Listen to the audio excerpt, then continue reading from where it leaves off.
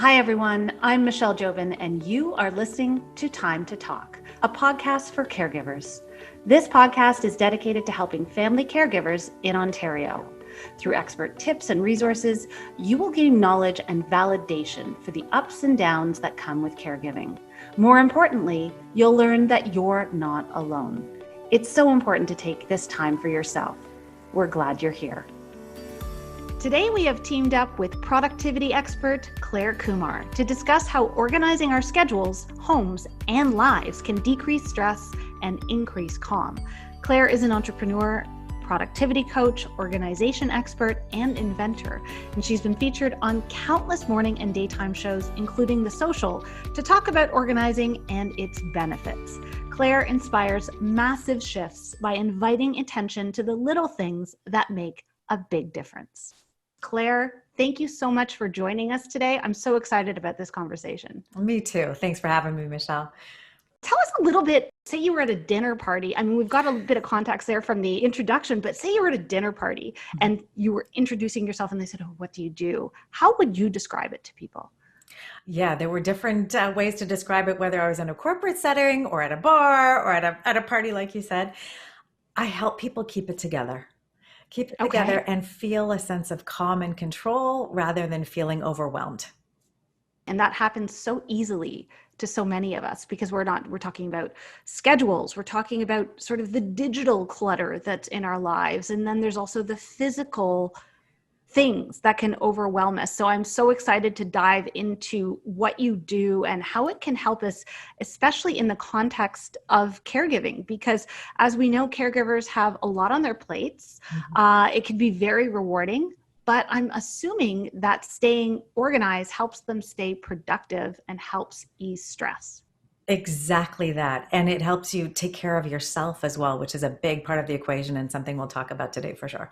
Oh, absolutely. So let's begin at the beginning and talk about the basics. You have an incredible four-step program plan. Let's go through that four-step program and how it can help people. Yeah, because over organizing can be so overwhelming, I thought we really need a simple way to think about it. And what's better than an acronym? And an acronym that actually is sort of meta. It's the plan, and the acronym is plan. So Yes. I'll take you through the four steps. The first one, P, is for prioritize. And Okay. so prioritizing is about identifying what's important to you, not only in what you want your space to feel like and what should be there, but also what should be in your calendar. What do we invest time for? Where do we allocate our resources? So if you think about what's important to you and get really clear on what that is, then we're able to more easily say no to the things that try and invade our space and try and invade our schedules. And it just helps us to set boundaries, which go a long way to preserving our ability to get what we want done. Okay. I like that. I've actually been in the practice of sort of making less space or zero space for things that I don't want to do in the last little while, and it's made a huge difference. Yeah. So I can see how prioritizing things can be very, very helpful. And specific to caregivers, how do you feel that that would fit into their lives? Well, I think what I want people to do is listen as we continue to talk for things that come up for you that are like, oh, I'm doing that, but that isn't giving me anything. It's done because of a sense of obligation. It's done maybe for the wrong reasons. And tune into the things that you think, oh, I actually want to make time for that. And a lot of caregivers and people I've supported in my practice over the years are not making enough time for themselves. So I Okay. really want to encourage tuning into when you get a feeling like you're doing something and it's just not giving you returns. That's a sign that you want to dig into that and maybe let it go, and to dig into the resistance of why you're not letting it go is the point. And that takes us actually to the second step of the All right. plan. L is for liberate. And we get a lot of words around letting go, purging, decluttering. I don't like them as much because one, purge is a scuba diving term, right? It's like when you clear your mask. They're sometimes a little disrespectful or violent. I want you to think of a sense of freeing. So liberating your space and your calendar to make room for the things that matter. And there's a whole positive sense around that then. So liberating though can be full of angst and challenge around letting go. So for example, if some of the things are there because they're shoulds, society or your mom or somebody else important told you, you need to do this. But maybe when you weigh it out, you don't. There could be some barriers you're experiencing to letting things go. And so dancing in the discomfort of what those is and finding paths to do it, that all of a sudden lets you make room for the things that are really, really important for you. That feels like a much more, I don't know if this is the right word, empathetic term than the idea of purging, because I think it gives you that freedom to also choose what is and what isn't important to you. Yeah, empathy, we have to dial it up now. The only extreme sport I tell people to play is extreme self-compassion. Like, That's great. yeah, we really need to do that. And in a caregiving role, and self-care is caregiving. So let's put ourselves into the equation. Don't separate from it, because whatever you're doing to look after someone else, you've got to be making sure you're taking care of yourself as well. Okay, great. Let's talk about letter A. Okay. A is for arrange. And so when I was going to people's homes and physically organizing things, a lot of times people would be like, I just want to go buy the baskets and bins and the pretty stuff. And getting to arranging before you've done the other two parts, you might be spending a lot of time figuring out how the wrong things fit in. So we don't want to do that. We want to get to those priorities. We want to let go of the things that aren't. And then we want to think, how do we structure our time and space so that we have breath in our space and in our calendar to enjoy the things that we're choosing to undertake. So arranging is there are some practical skills about space planning and time management that I spend time with clients figuring out. But once you understand those things, you can really sculpt beautiful environments and a beautiful feeling going through your day and through your week. Great. All right, final letter then. Along the lines of empathy, I wanted a very kind word for keeping the systems going. And so I chose nurture. Okay. Okay. Like that. So if your space is full and you're feeling like, oh gosh, I'm not breathing as deeply as I want to in this space, your breath is a real cue that something's off. Then you want to understand what you need to do to keep that system working for you. So if it's to do with things, maybe it's limiting the number of incoming items. Maybe it's making sure that, if your closet is jammed, one thing goes out. If your calendar's feeling full, you stop taking on new commitments. Okay.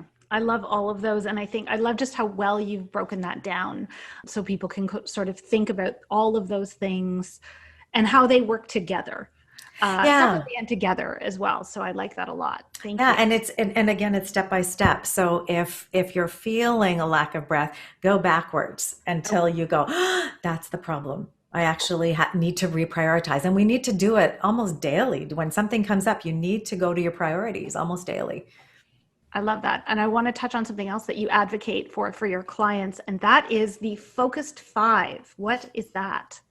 Well, when we're thinking about our to-do list, if we have everything on a list and we try and work from that, it is very, very overwhelming and we feel like we haven't accomplished something. So by focused 5, I mean choosing the immediate things that you want to get done in that day. And I recommend writing them on a small piece of paper, getting a little bit away from technology and keeping that paper in front of you. And the wonderful thing is with 5, you can tick them off and you feel like a rock star. If you get through the 5, then you can go back to your to-do list and you can add again. And so I have a printable on my website. I can give you a link for the show notes, but people can download this, print it, and then work from their own focus 5. And it's just a nice way to bring focus to those priorities again and then feel some momentum through your day as well. I think that's great because what I often do is I do this revolving to-do list that just sort of just keeps going and keeps going and keeps going. And I cross things off, which gives me a sense of accomplishment, but it just feels like it's never fully done. Yeah. So I like that, taking it into sort of more of a bite-sized chunk for each day. Yeah, you That get makes the double dopamine hit of crossing off the little item and then my list is done. I'm a done the rock list. star, right? Like so yeah. And if we can feel more like that every single day, I think that is a great thing. All family caregivers face challenges, which is why the Ontario Caregiver Organization created the Peer Support Program. This program is a free resource where you can share your experiences with other caregivers to help build your confidence and make you feel more supported by those who understand what you're going through. Go to ontariocaregiver.ca to be matched with a peer mentor today. Remember, you're not alone. Now, back to our episode. Let's go on to the idea of the tasks that caregivers might have. And, if we take a look at surveys from the last few years, for the most part, a large chunk of caregivers, over half in this country, are in that what we call the sandwich generation. So often they are people that have children that are taking care of parents or an older generation. So there's a lot there for them going on. And a lot of the tasks that they have to do every day are things like emotional support and transportation, and then household tasks, scheduling. There's a lot on their plates. Yeah. So often in those cases as well, we find that to be a shared role, where you have a situation where there's siblings perhaps that are taking care of a parent, and tasks need to be divided up. Or sometimes it's a parent and a child taking care of a grandparent. So let's dig into this, because I think this is an important thing. If caregiving is a shared role, what are some of the tips that you might have to stay organized while dividing up responsibilities? So we're going to go through a few different things. I think a big one here is administering medication, perhaps. It's huge. Just before we get that, I wanted to sort of lay down a really important concept that applies to whoever's involved in the caregiving role. And like you said, it's up, down, and self-care as well. I like Absolutely. to put in there, right? And so one of the big things I want you to think about is respecting capabilities, capacity before taking on commitments.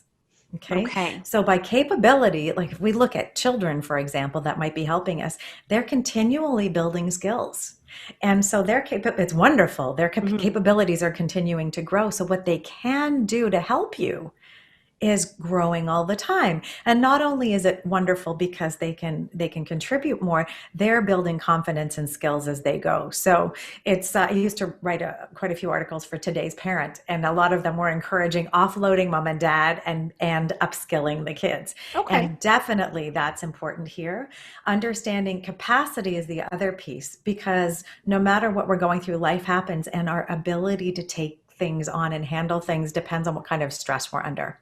And so looking at somebody's capability and capacity, including your own, to figure out, what am I up for and what's the best I can do? So I just wanted to lay that thought down. And I love that. And I love the idea. I think sometimes what happens is when you're in this sandwich generation, that maybe you're taking care of an older family member or, just an elderly person, but then you have children as well. Sometimes I think the instinct that people might have is to exclude the children from that process.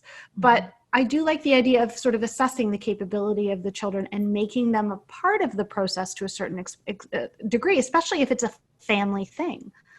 Well, absolutely. And I think it really models how we need to care for each other throughout our lives. And I don't know if we see it as in North America as much as we do in other cultures. So I think it's a really wonderful thing to integrate. And I talk about having a home team, #home team. And so I like people to think of their home as a team. We talk about teams at work all the time, but you've got a home team. And I remember, for example, with my kids, when it was, I was in making dinner and my husband at the time was studying. I was getting the kids involved. I remember buying plastic knives so that they could safely cut lettuce, for example, when they were really young. And so I set them up on the other side of the counter on stools with aprons. They each had a task to do. They felt great. And now I have like champion guacamole makers in the house, So it was a wonderful approach. And I think if you can build that expectation that you're a team and and sort of clarifying what your family objectives are, and caregiving is going to be part of those, then you're going to talk. And even when you're getting together as a family, I'm a big proponent of weekly or biweekly family meetings where you talk about the capability, the capacity, and the commitments, and then make sure that, everybody's on board and respectful of what's going on. So as a team, you can help it pull together. I love this. I love that approach. So let's talk about some of these different components. Okay. And Absolutely. I brought up before administering medication. Okay. So that is obviously a big one, Yeah. and it comes with quite a lot of responsibility. So how would you break that down?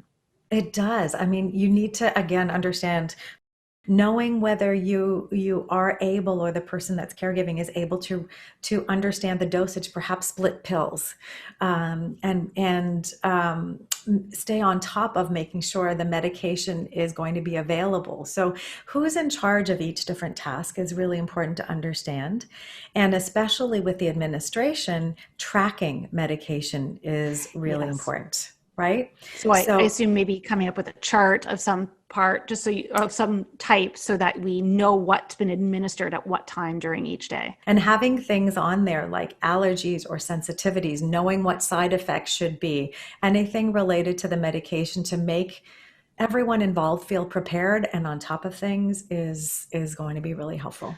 And this is also really helpful, I think, if you ever have any health professionals come into the home, personal support workers or Mhm. nurses or Yeah. anyone else. It's so great. It makes their job so much easier if you have all this tracked and recorded and all of those things. So that is great advice. Transportation is also a big one, and lots of things like medical appointments, or any sort of appointment that we can get the people that we are giving care to. So how would you divide that up? Well, I think, understanding the level of support that's required with respect to transportation. Is it, getting someone to the door and they can get in on their own, or is it finding suitable parking close by and figuring out how to navigate that? Is there someone you can hand off to at the location? There's a lot of sort of detail in thinking through exactly what it's going to be like, and especially as situations change. Buildings, often some part access might be closed at a certain location and there's another one. So calling ahead and finding out what you're dealing with could be a Mhm. really useful thing to do. Understanding parking restrictions, construction. I had an MRI recently at a local hospital, and my regular parking spot didn't exist anymore because they're building a new condo building right there. So Okay. I had to allow some time to navigate the environment to be able to park comfortably. So a little planning and investigation and staying on top of things that you can, assume that could provide stress in the moment could be really important. The other thing about medical visits I really want to encourage is thinking about the note taking during those appointments, right? So depend on the cognitive capacity of the person receiving care. It may or may not be there. And sometimes it can be a little overwhelming if you are the deer in the headlights, if you will, and having a note taking process. And even recording. I'm a big proponent of recording. Only one person needs to give permission in Ontario to be able to record.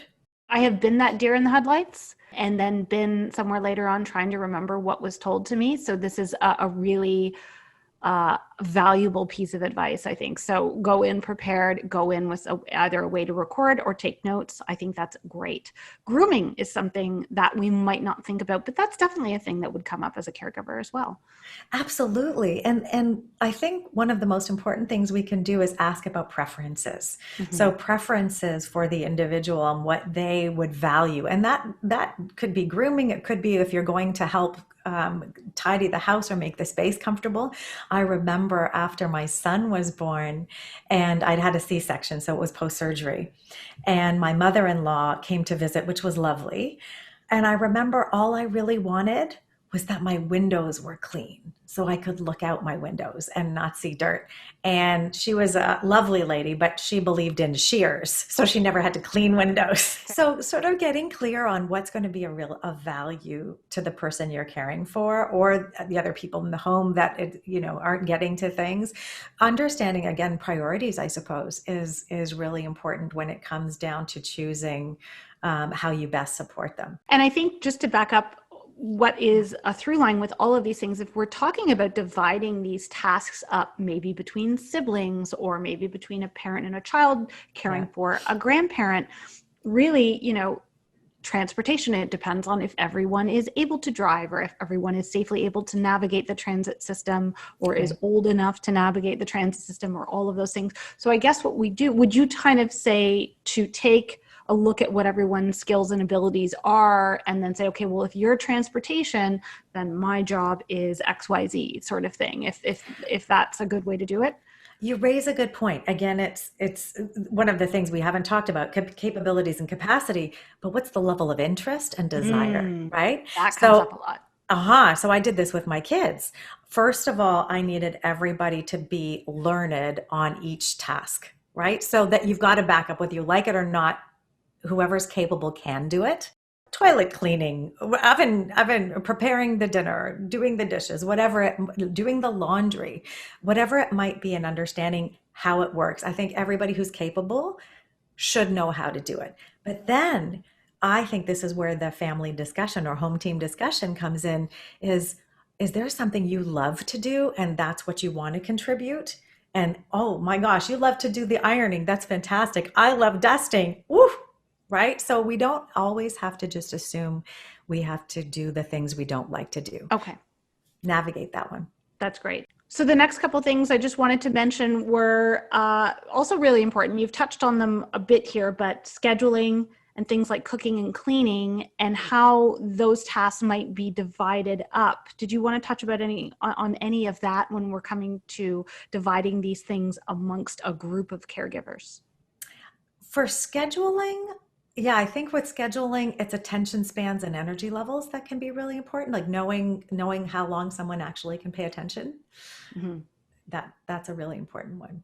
And cooking and cleaning, obviously there's safety aspects involved in that. So I 100%. guess things that are age appropriate, and also if someone's really not into cooking, that's not going to be their thing, I suppose. Honoring authentic skills and trying to where you can make room for those. If something needs to get done, you need to figure out how to get it done. But if there is a way to ever marry someone's joy with the way they can contribute, that to me is my definition of success, actually. And when we're talking about things like taking care of a home for someone that is either has mobility issues or is perhaps elderly, we're looking at also, as I mentioned, there's a safety aspect in sort of cleaning and decluttering, preventing things like falls, which is a major thing. So I guess that's something for people to look out for.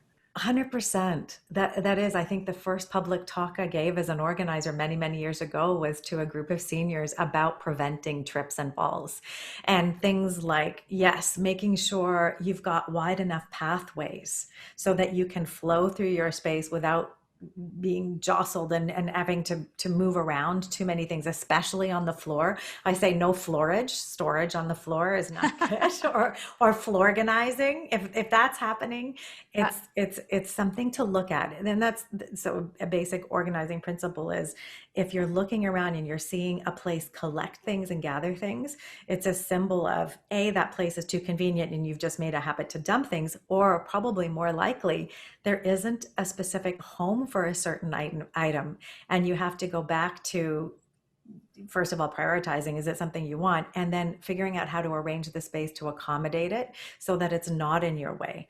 You definitely want to keep stairs in particular clear, because they're naturally not necessarily that wide anyway. And you want to make sure the railing and the stair are really, really safe places to go.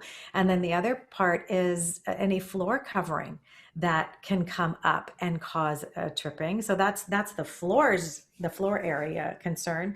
And then for the person with the mobility challenge is to make sure they have good lace-up shoes on. So yes, the shoe is staying on the foot, and it's not like I was wearing one day Birkenstocks with pantyhose Oh and I dear. fell down a whole flight of stairs.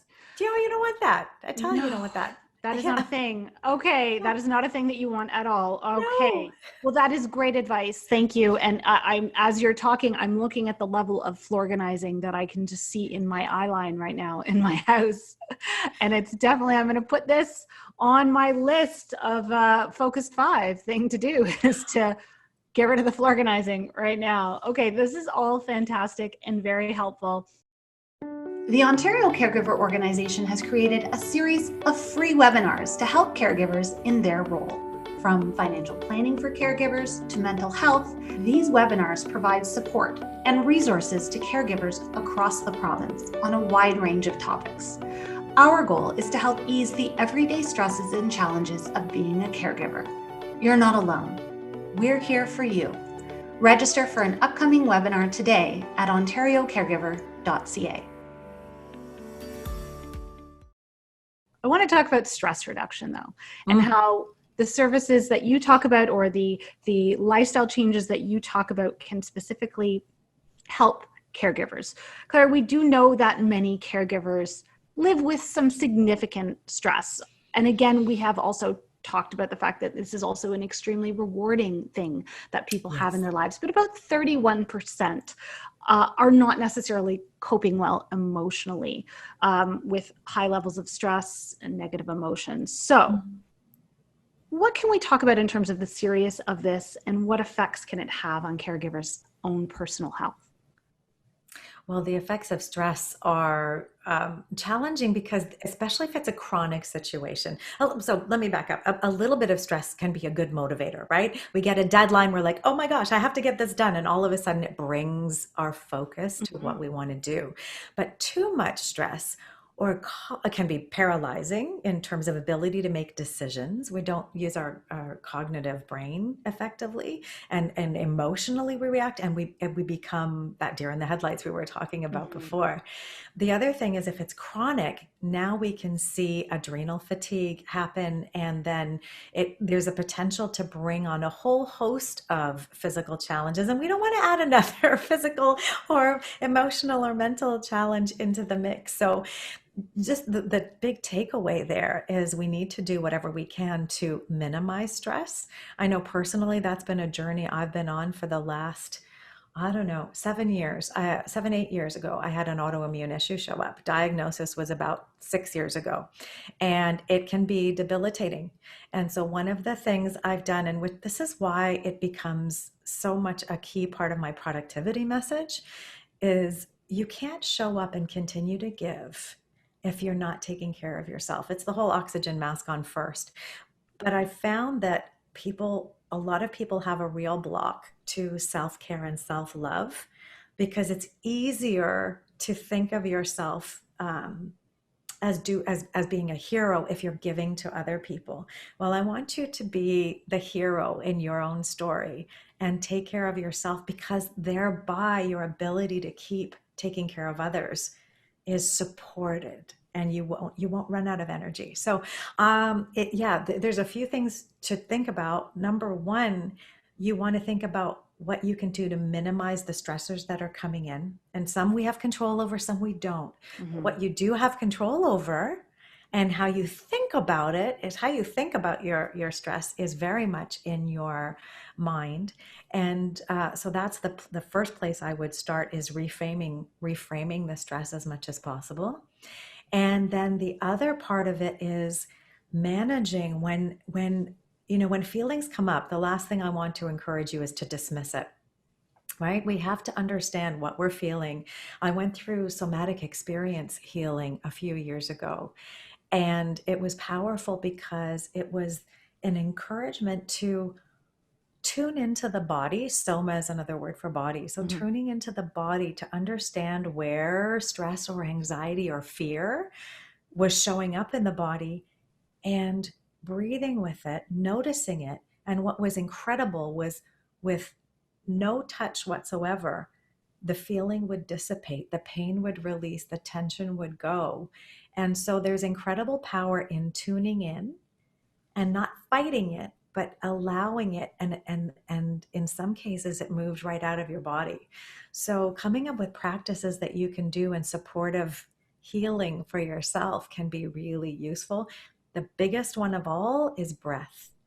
And that's what, Absolutely. yeah, that's why I talked about in, planning space and time, allowing for breath in both.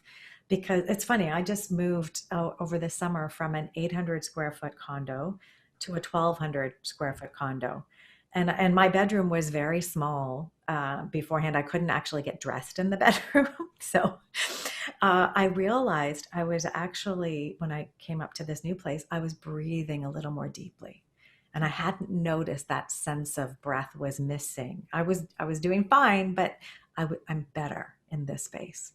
So that's great. So you're identifying what the stressors are Hmm. and reducing them, and then Yes. finding that practice, whatever it is that works for that person, whether it's taking a walk when they feel overwhelmed or breath work, like you said. It doesn't have to be one specific thing. It could work.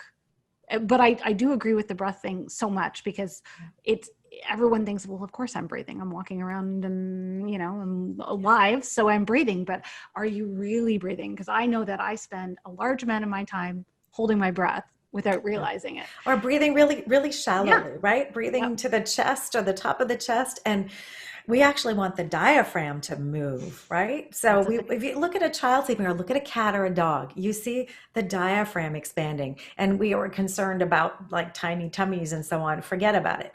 Let your diaphragm expand. Take that breath in deeply. Let your lungs expand in all directions, front, back, sides, Mm-hmm. and think of and practice filling that those lungs up. And a great way to actually get to a practice on this is actually just to take 2 minutes, and slow down the inhale and slow down twice as fast the exhale. So count to 4 on the inhale, count to 8 on an exhale, because the exhale is what's actually calming your nervous system.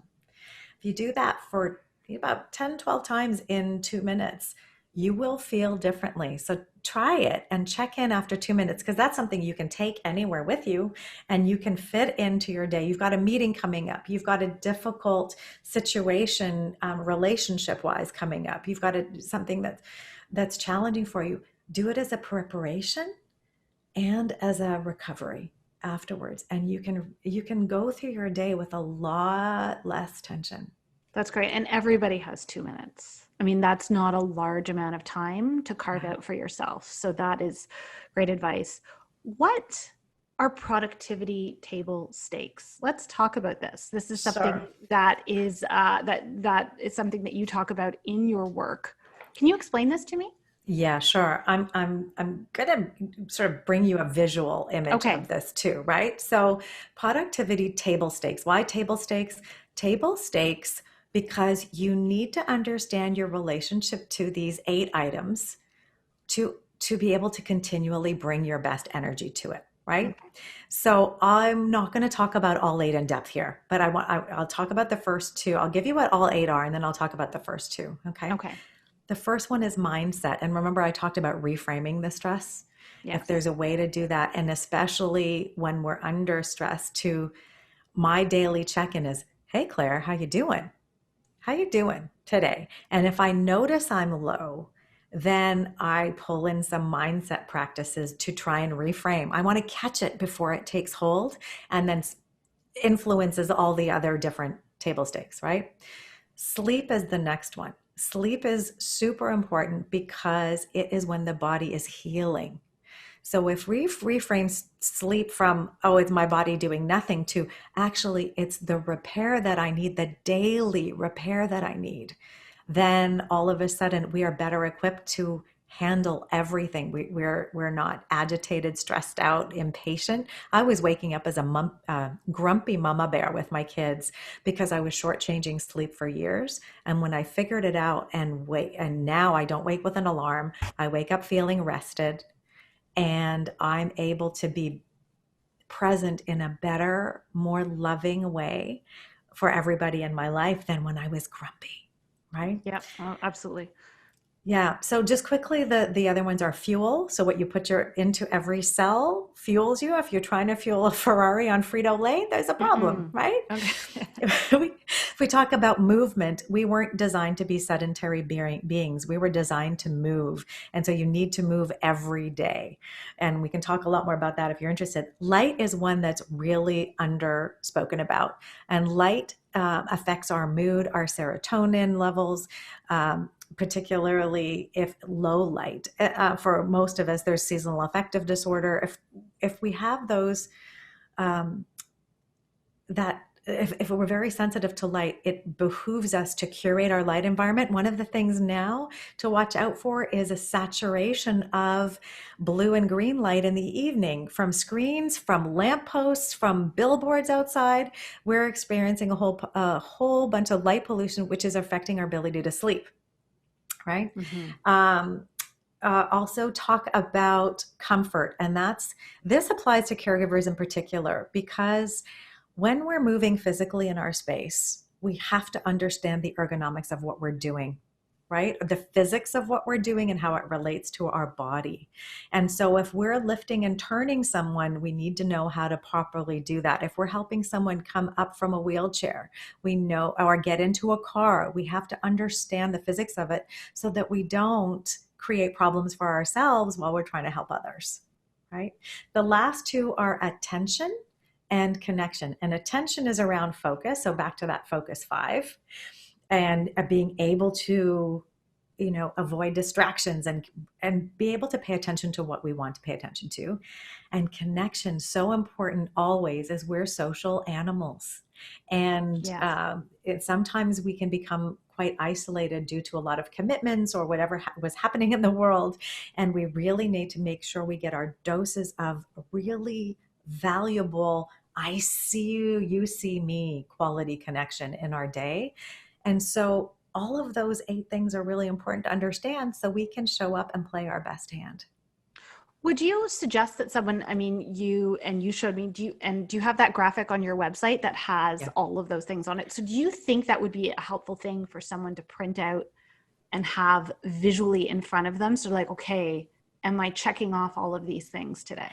Yeah, and the other, it will serve that way. And the other reason, so it's a potential poker table, so it works with productivity table stakes. But the other thing about the image is it's a jewel. And Ah, the jewel is multi bevels on it, which is to indicate and maybe remind you that all of these things are interconnected, right? So yes. if I don't get enough sleep, my ability to connect is not great. If I I'm not exercising, if I'm not moving well, then I'm actually may want to eat junk. you know so they're all quite interconnected. So that one image, and just look for productivity table stakes and you'll find it. That is an image that can help you remember what's really important. And then from there, what I want you to do is identify those little things that will make a big difference. If you make a small shift, it can have a huge impact on your life. And I call it, you kind of create an upward spiral of momentum. Because one small change in sleep will mean all of a sudden you have the energy to get up and work out. Oh, and if you're working out, you actually feel compelled to eat better. And so it's just one after the other. All of a sudden, you're feeling energized in your life, you're feeling calmer, you're feeling more in control, and you can keep doing that wonderful giving that you do. Claire, you've given us incredible advice on how to make all of these shifts happen in our life and how to help prioritize things and be more productive and be more organized. But it all requires change. If it's Mhm. something that we're not implementing already in our lives, behavioral change is something that requires focus. So you've got some ABCs or the ABCs of behavioral change and how to make those changes happen in our lives. So can you talk about that for us? Yeah, thank you. Well, after coaching hundreds of people, I started to observe where people were getting stuck. And so I thought, oh, just like the four-step plan and its chronology, there was a place to start and work through.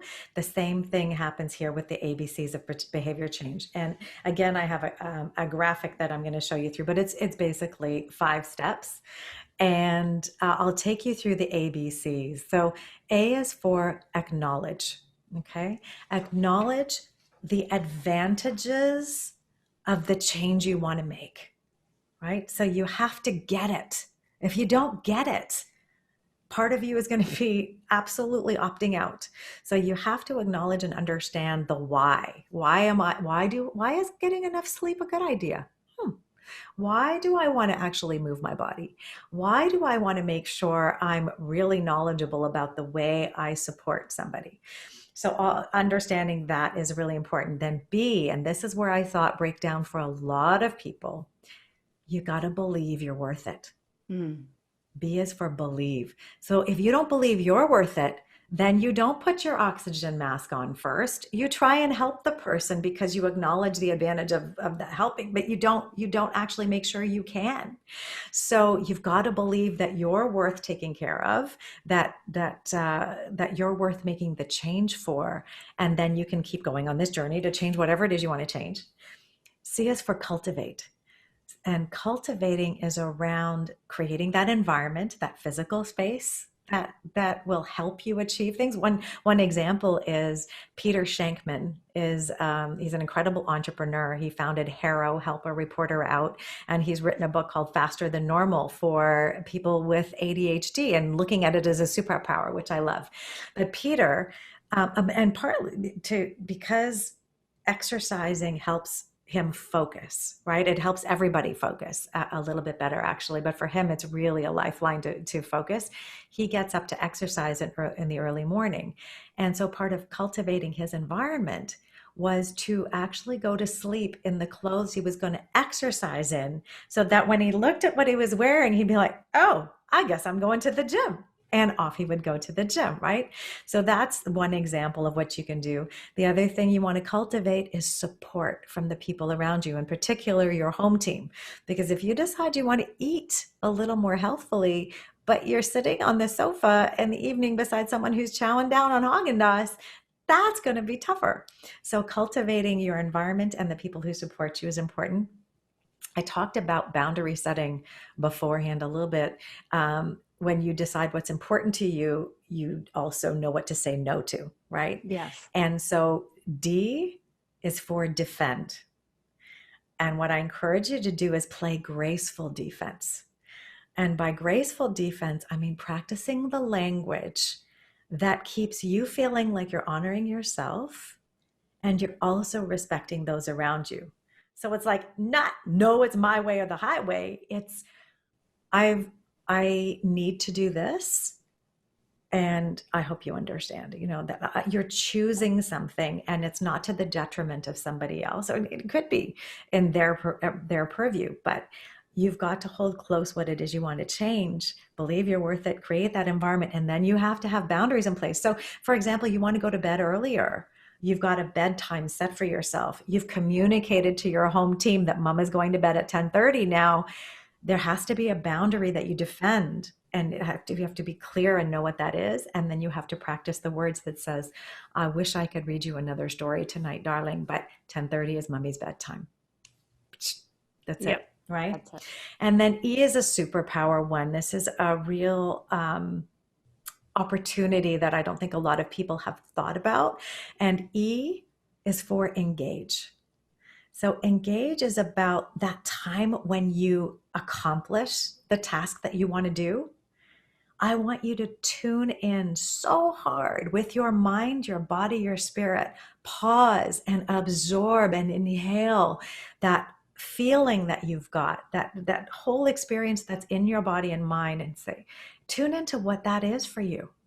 Right? If you're feeling like, oh my gosh, the first 5 minutes of my run was terrible, but after 30 minutes now, I'm feeling fantastic. Hold on to that feeling fantastic, because that is the connection to intrinsic motivation.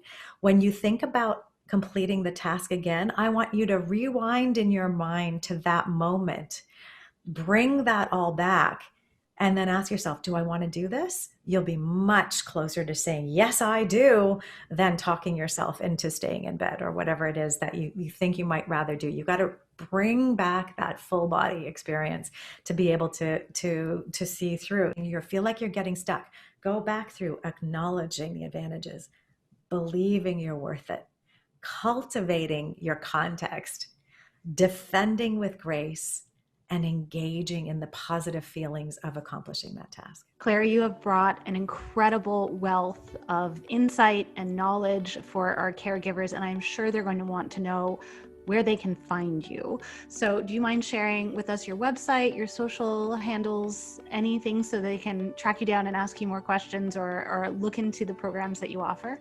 Oh, well, thank you for that. I do welcome people to reach out with questions, and generally pretty good at getting back to people. And it also inspires me to create some new content that might be helpful. So yes, you can check me out at clarekumar.com.